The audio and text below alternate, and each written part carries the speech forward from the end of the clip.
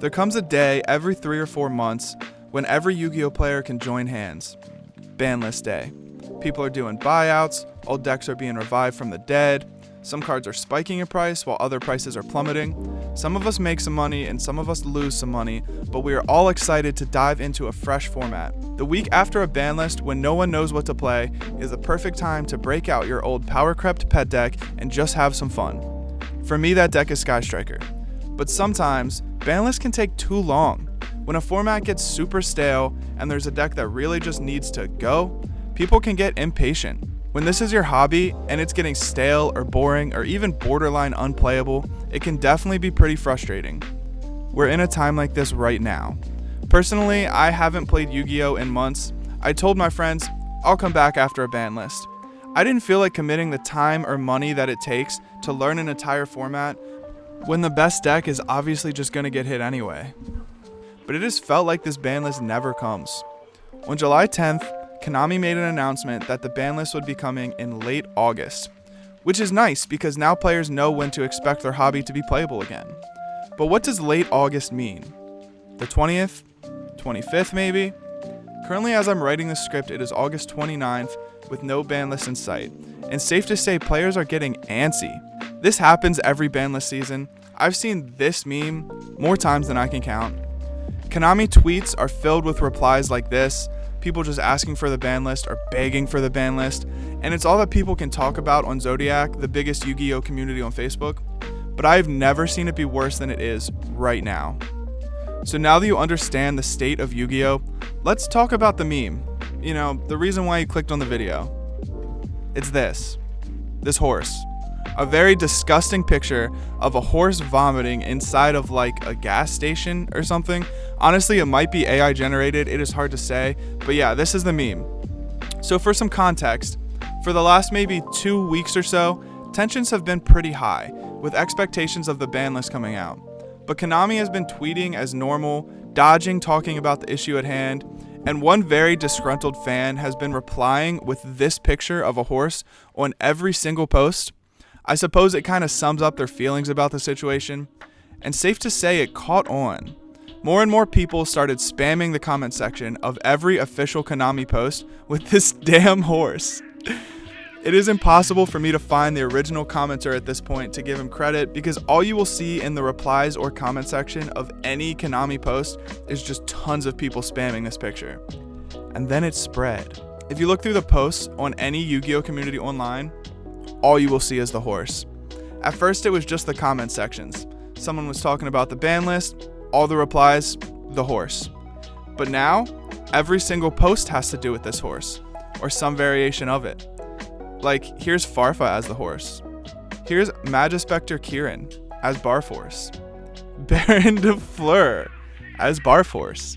You got my personal favorite, Nightmare Unicorn. Oh no. But what if I told you it gets worse? Earlier today, Konami did a live stream of a masterduel event. They made a pretty big deal about it because the stream was supposed to have a masked celebrity guest who would be commentating and doing interviews, and the winner of the event gets a signed mask from the celebrity. They made a game out of giving you clues to guess who the celebrity is, so kind of like the Masked Singer, but Yu-Gi-Oh, I guess. Well, it turned out to be Zayn Malik. If you don't know who that is, he was one of the singers from One Direction, like the boy band, which just felt pretty out of touch to me. They make songs for teenage girls, and literally no one hates Yu-Gi-Oh more than teenage girls. Like, don't get me wrong, the guy is super famous, so it's kind of cool, I guess, that he would do a Yu-Gi-Oh stream, but it's also just super weird and misguided, like they don't even understand their own demographic. I didn't watch the entire hour-and-a-half stream because it was pretty painful, but from the parts I did watch, I found this super funny clip. Now, I'm not going to say the guy doesn't play Yu-Gi-Oh at all, because I doubt he would have agreed to do this if he wasn't a fan, but he obviously hasn't played Master Duel, because at one point they asked him, "What is your favorite deck mate to have next to you while you're dueling?" And Zayn very awkwardly pauses and clearly doesn't have an answer.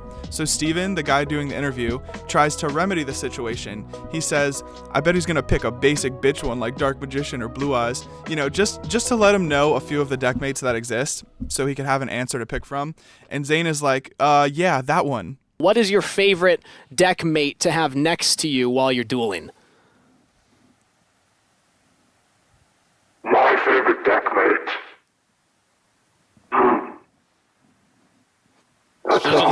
question. They're going to do something classic. It's going to be Blue Eyes or Dark Magician, I'm telling you.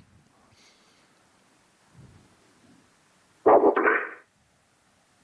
Yeah. Anyway, the comments were absolutely spammed with horse vomit memes the entire time, because of course they were, to the point where Konami turned on slow speed commenting, which makes it so you can only comment once per minute in an attempt to slow down the horse vomit spam. Imagine being Zane.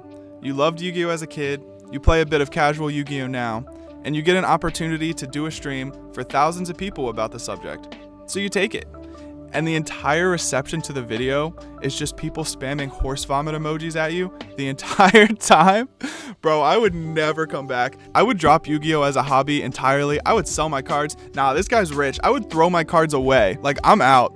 But anyway, the whole thing kind of comes full circle, because if you look at the description of the live stream, they gave us an official date for the ban list on August 31st. That's right. After all of this hate they've been getting over the last few weeks, they decided to drop the official announcement in the description of a live stream of an interview with a member of One Direction. And if that isn't the silliest ending to this story about the horse, I don't know what is.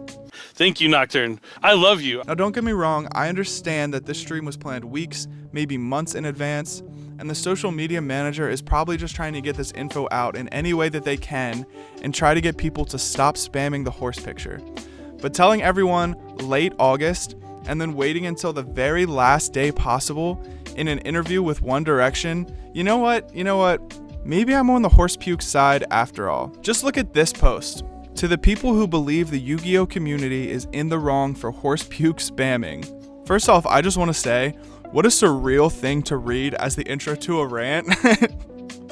But I guess this whole thing is pretty surreal, huh? He says, "This is what happens when big corporations don't listen to their consumers. We've wanted more transparency regarding ban lists for years, and it feels like a massive slap in the face when we finally learn on the fucking 29th that it's going to drop on the last possible day of August through the description of an out-of-touch live stream with a celebrity that I would argue we are not the target demographic for."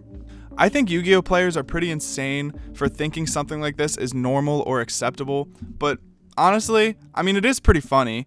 Like, just doing the research for this video and even reading the script out loud, I've been laughing like this whole time. It is insane, but I kind of get it.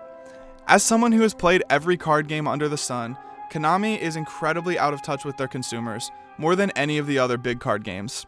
And Yu-Gi-Oh's had more issues lately than just the ban list. I mean, the biggest one is the prizing debate. If you top a YCS level event for any other game, Pokemon, Magic, One Piece, Lorcana, you walk away with thousands of dollars of prizing.